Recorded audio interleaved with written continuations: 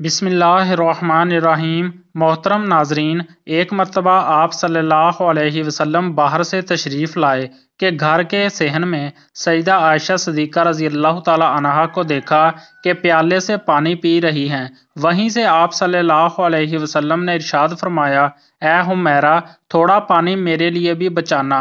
गौर फरमाएं, बीवी रज़ी अल्लाह ताला अन्हा उम्मती हैं, शोहर नबी सल्लल्लाहु अलैहि वसल्लम हैं। बरकत नबी सल्लल्लाहु अलैहि वसल्लम की ज़ात के साथ वाबस्ता होती हैं। मगर सुबहान अल्लाह, आप सल्लल्लाहु अलैहि वसल्लम ने अपनी रफ़ीक हयात रज़ी अल्लाह ताला अन्हा के बचे हुए पानी को पीना चाहते हैं। जब सईदा आयशा सिद्दीक़ा रज़ी अल्लाह ताला अन्हा ने कुछ पानी बचाकर खिदमत अक़दस में पेश किया तो नोश फरमाने से पहले मालूम किया कि ए हुमैरा, तुमने इस प्याले के किस हिस्से से लब लगाकर पानी पिया ताकि मैं भी इस जगह से पानी पीऊं। सईदा आयशा रज़ी अल्लाह ताला अन्हा फरमाती हैं कि मैं पानी पीती या हड्डी चूसती, फिर मैं आप सल्लल्लाहु अलैहि वसल्लम को देती तो आप सल्लल्लाहु अलैहि वसल्लम इसी मुकाम से नोश फरमाते और हड्डी से गोश्त निकाल कर खाते जहां से मैं पीती या खाती।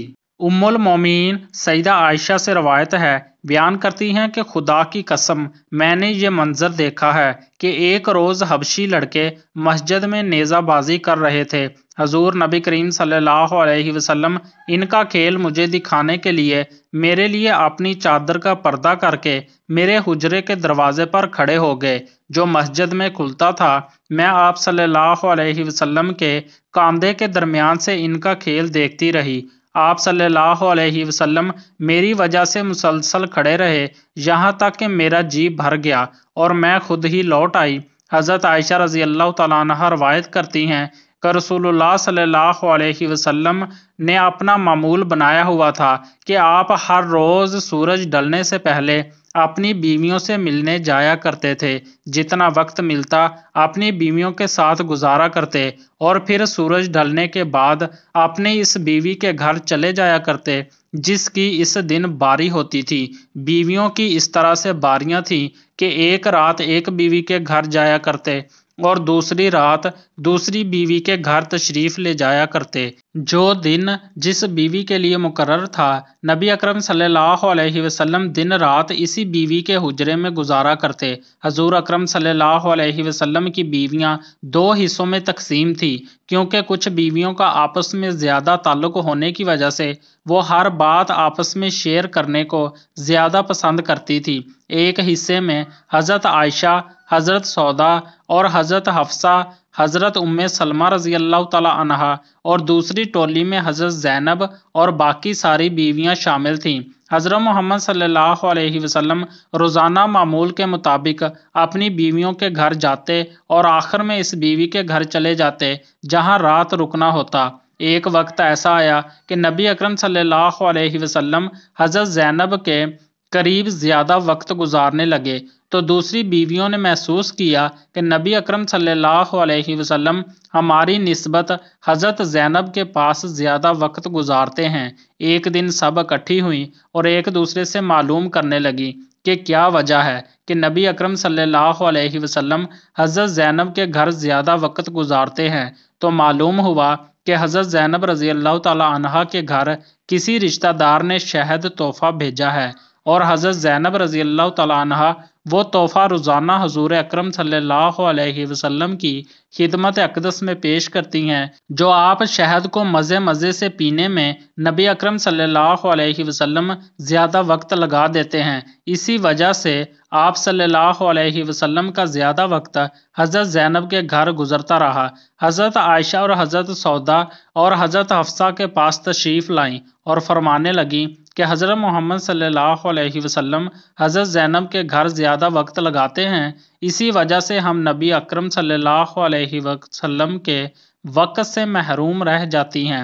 कोई ऐसी बात बताओ जिसकी वजह से मोहम्मद सल्लल्लाहु अलैहि वसल्लम हज़रत ज़ैनब के घर वक्त कम दिया करें। इन्होंने आपस में ये सोचा कि नबी अकरम सल्लल्लाहु अलैहि वसल्लम हमारे पास आएंगे तो हम सब नबी अकरम सल्लल्लाहु अलैहि वसल्लम से एक ही बात कहेंगे कि ए हजूर, आप कहाँ थे, इतनी देर हो गई है, ہم آپ کا انتظار کر رہی تھی۔ جب نبی اکرم صلی اللہ علیہ وسلم اس کا جواب دیں گے تو ہم سب یہ کہیں گی کہ اے اللہ کے نبی، آپ سے مغافیر کے پھول کی بو آ رہی ہے، ایسا لگ رہا ہے کہ آپ مغفر کے پھولوں کا رس پی کر آئے ہیں۔ اور نبی اکرم صلی اللہ علیہ وسلم کی یہ عادت تھی کہ آپ کو کسی قسم کی بھی بو بالکل پسند نہ تھی۔ جب نبی اکرم صلی اللہ علیہ وسلم حضرت حفصہ کے پاس تشریف لائے تو انہوں نے پوچھا کہ اے اللہ کے نبی، آج کافی دیر سے آئے ہیں، سب ٹھیک تو ہے؟ اس کا جواب دیتے نبی صلی اللہ علیہ وسلم نے فرمایا، میں زینب کے گھر سے شہد پی کر آ رہا ہوں۔ حضرت عائشہ، حضرت سودا، حضرت حفصہ اور ام سلمہ رضی اللہ تعالی عنہا نے بھی نبی اکرم صلی اللہ علیہ وسلم کو کہا کہ اے اللہ کے نبی، آپ کے منہ مبارک سے مغافیر کے پھول کی بو آ رہی ہے۔ ان کو معلوم تھا کہ نبی صلی اللہ علیہ وسلم ذرا سی بھی بو کو پسند نہیں کرتے۔ پھر آپ صلی اللہ علیہ وسلم نے حضرت حفصہ کے سامنے قسم کھا کر فرمایا کہ آج کے بعد میں کبھی شہد استعمال نہیں کروں گا۔ یہ بات کرتے ہوئے نبی صلی اللہ علیہ وسلم نے حضرت حفصہ کو فرمایا کہ جو میں نے قسم کھائی ہے اس کے بارے میں کسی کو مت بتانا۔ لیکن یہ بات حضرت حفصہ نے حضرت عائشہ کو بتا دی۔ حضرت محمد صلی اللہ علیہ وسلم کے اس راز کو بیان کرتے ہوئے اللہ تعالیٰ نے سورۃ تحریم میں فرمایا، جو قرآن پاک کے 28ویں پارے میں ہے، جس کا ترجمہ یوں ہے کہ اے نبی، آپ اس چیز کو اپنے لیے کیوں حرام کر رہے ہیں جس چیز کو اللہ نے حلال کیا ہے۔ شہد ایک حلال چیز ہے جو آپ صلی اللہ علیہ وسلم نے اپنی بیویوں کو خوش کرنے کے لیے شہد کو حرام کر لیا ہے۔ اللہ تعالیٰ بخشنے والا ہے، اس قسم کا کفارہ آپ کے لیے مقرر کر دیا گیا ہے۔ پھر حضرت محمد صلی اللہ علیہ وسلم نے حضرت حفصہ سے کہا کہ تم نے میری قسم کے بارے میں حضرت عائشہ کو کیوں بتایا؟ میں نے تو تم سے کہا تھا کہ یہ راز کی بات ہے اور میرے اور تمہارے درمیان ہی رہے، پر آپ نے یہ راز نہیں رہنے دیا۔ حضرت محمد صلی اللہ علیہ وسلم نے اشارتاً حضرت حفصہ کو بتلایا کہ تم نے راز کو راز نہیں رہنے دیا۔ پھر حضرت حفصہ نے آپ سے پوچھا کہ آپ کو کس نے بتایا کہ میں نے راز کو راز نہیں رہنے دیا؟ نبی صلی اللہ علیہ وسلم نے حضرت حفصہ کو بتایا کہ مجھے میرے رب کائنات نے بتلایا ہے کہ حفصہ نے راز کو راز نہیں رہنے دیا۔ اس نے حضرت عائشہ کے سامنے اس کا ذکر کر دیا ہے۔ اب اگر تم دونوں اللہ کی بارگاہ میں توبہ کر لو تو اللہ معاف کرنے والا ہے، اللہ تم دونوں کو معاف فرما دے گا۔ اگر تم اپنی ضد پر اڑی رہی تو اللہ تعالیٰ تم پر سخت ناراض ہوگا، کیونکہ اللہ تعالیٰ اور اس کے فرشتے میرے مددگار ہیں۔ پھر سورہ نجم میں اس طرح حکم آیا ہے کہ میرے نبی اپنی مرضی کے مطابق بات نہیں کرتے، وہ وہی لوگوں کے سامنے بیان کرتے ہیں جن کا میں حکم دیتا ہوں۔ آپ اپنی بیویوں کو خوش کرنے کے لیے ایسا ہرگز نہ کریں، کسی کی خاطر بھی حلال کو حرام نہ کرو اور حرام کو حلال نہ کرو، اور نہ اپنے منہ سے ایسے الفاظ کہو اور نہ ہی اس پر عمل کرو۔ ناظرین، امید کرتے ہیں آپ کو ویڈیو پسند آئی ہوگی۔ مزید اچھی ویڈیو دیکھنے کے لیے ہمارے چینل کو ضرور سبسکرائب کر لیں۔ شکریہ۔